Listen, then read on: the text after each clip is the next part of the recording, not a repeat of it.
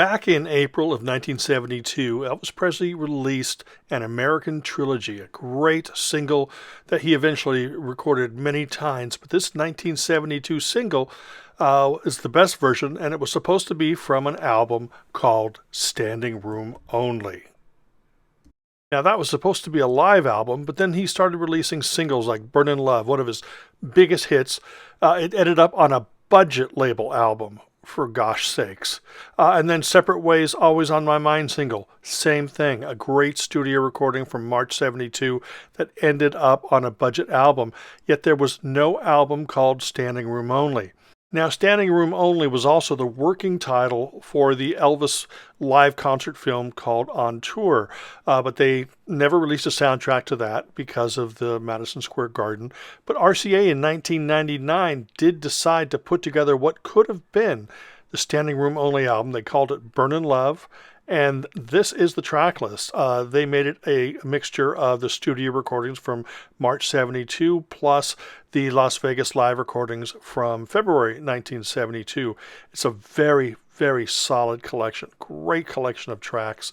But there was still no Standing Room Only until Follow That Dream created Standing Room Only. This is the picture that was originally going to be featured on that album cover. This is a 2 CD expanded edition, and as you can tell right here, they made a mock-up of what they feel that the album would have contained. And of course, it has his most recent albums, right before that below there. And you see here, it's got the track listing plus some bonus tracks of songs that were earmarked for the album, and then a bonus disc of alternate takes of the studio tracks.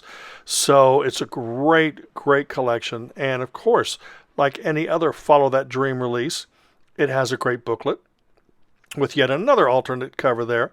And this is a wonderfully terrific sounding collection of songs. It's Elvis at his most energetic and also his most emotional, with tracks like Separate Ways coming basically the time that him and Priscilla were getting separated. And this is a wonderful collection that needs to be experienced. But if you recognize that picture, you'll recognize it because they eventually ended up using it for the As Recorded at Madison Square Garden album later that year. And that's one of the reasons why Standing Room Only was canceled. First off, because of the On Tour film, which was being made, and then this concert. And they would have had a lot of songs that would have been appearing on both. But that's sort of the story there. But later on, just a few years ago, they did finally release the Elvis on Tour box set. Now, this is not what Standing Room Only would have been. What this basically has, I believe, is like 5 complete concerts or 4 complete concerts that were recorded and filmed during that Elvis on Tour blitz. And MGM Studios was following him around and filming everything. But this also contains bonus discs featuring songs like Burnin' Love, Always on My Mind, things from those March 72 sessions, and rehearsal stuff, and it contains the DVD of On Tour as well. So it's actually a 7-disc set, and it is tremendous. This is just a great representation of Elvis, 72. He was on fire.